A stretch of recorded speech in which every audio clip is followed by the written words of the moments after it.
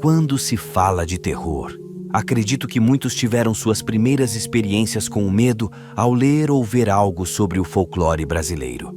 Quem nunca teve medo da mula sem cabeça, curupira ou outro ser criado no nosso país?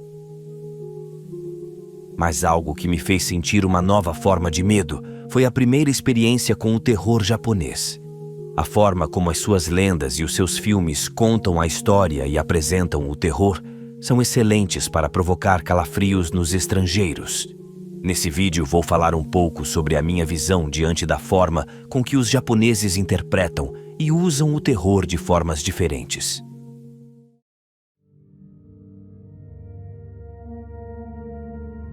O Japão é conhecido por sua história e seus mitos, e nas últimas décadas, suas lendas de terror têm sido apreciadas cada vez mais, não só pelo seu povo, mas também por pessoas de todo o mundo.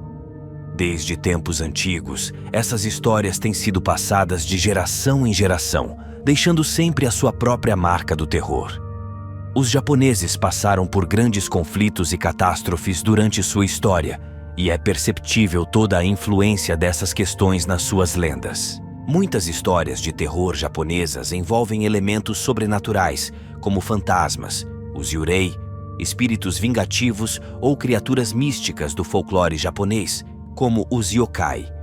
Esses elementos adicionam uma camada de mistério e estranheza à narrativa. Como as lendas são enraizadas na cultura específica do Japão, incorporando elementos tradicionais, como rituais shintoístas, as histórias soam completamente diferente de qualquer outra que estamos acostumados. Isso dá autenticidade às narrativas, enquanto também nos dá uma visão sobre as crenças e os medos da sociedade japonesa.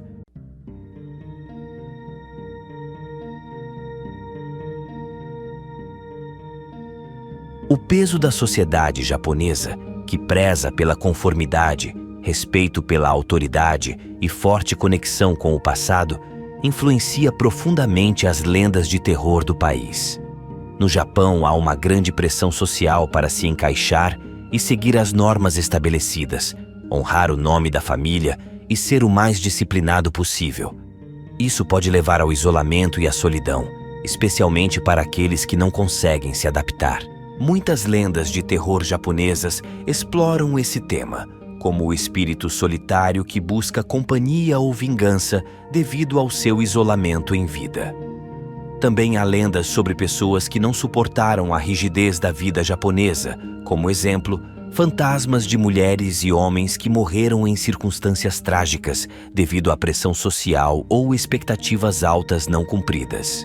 O Japão é um país que vive entre o passado e a modernidade, e isso cria uma tensão entre o novo e o antigo. Muitas vezes, essas histórias envolvem confrontos entre o mundo espiritual e o mundo moderno, como espíritos assombrando locais urbanos contemporâneos. Em uma sociedade onde o controle das emoções é altamente valorizado, há muitas histórias de segredos sombrios e emoções reprimidas que emergem de forma sinistra.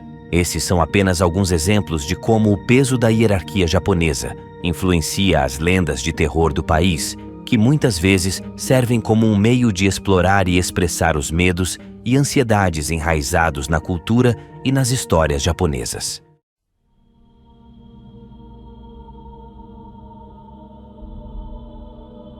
Os filmes japoneses sempre são de extrema qualidade, independente qual seja o conteúdo. E claro, no gênero terror, eles são excepcionais desde o começo. Com o sucesso dos filmes de terror japoneses, o termo J-horror passou a ser conhecido. O termo é frequentemente usado para descrever o horror japonês contemporâneo que ganhou popularidade internacional a partir dos anos 90. Filmes como O Grito e O Chamado se tornaram emblemáticos desse gênero, caracterizado por suas atmosferas sinistras, reviravoltas inesperadas e uso eficaz de elementos sobrenaturais. Muitos filmes de terror japoneses exploram temas como fantasmas, maldições e fenômenos inexplicáveis, muitas vezes inspirados em lendas do folclore. Normalmente, com uma narrativa mais lenta e contemplativa, permitem que o medo se acumule gradualmente ao longo do tempo. Sem necessidade de abusar de recursos comuns, o terror japonês muitas vezes se baseia em uma atmosfera sutil e uma sensação de inquietude constante, em vez de depender de sustos repentinos ou gore excessivo. Enquanto o terror ocidental tende a confiar em sustos repentinos, o terror japonês prefere provocar medo através da sugestão, deixando muito para a imaginação do espectador. O terror do Japão muitas vezes mergulha nas profundezas da psique humana, explorando temas como culpa, trauma, obsessão e isolamento. Os personagens são frequentemente confrontados com seus próprios demônios internos, o que contribui para o clima perturbador das histórias. O visual frequentemente enfatiza imagens perturbadoras e surrealistas, usando técnicas como iluminação sombria, cenários decadentes e figuras grotescas. Uma das estéticas de fantasmas mais usadas em filmes japoneses são versões de Onryo ou Yurei, assim como nos filmes mencionados aqui. Normalmente são mulheres e possuem o corpo todo pálido ou branco, com cabelo pretos, lisos e longos, quase escondendo o rosto. De acordo com lendas e alguns filmes, quase sempre estão em busca de vingança sobre alguma injustiça que ocorreu quando vivas. Todos esses detalhes fazem com que os filmes de terror japoneses sejam assustadores, agoniantes e totalmente diferentes do resto do mundo, justamente pela forma única que nos assusta e amedronta. Existem muitas coisas que podemos aprender com a cultura japonesa e definitivamente o medo é uma delas. Como viram, o terror não existe somente por aparência, ele representa todo um contexto histórico, dificuldades sociais, filosofias e cultura. Tudo isso agrega para a arte de transmitir o terror de forma única, como os japoneses fazem. Bom, e aqui encerro o meu primeiro vídeo. Se gostou, se inscreva agora para assistir o próximo. E fiquem atentos, não dê atenção a qualquer rosto que aparece debaixo da sua cama, mesmo se chamar por seu nome. Até mais.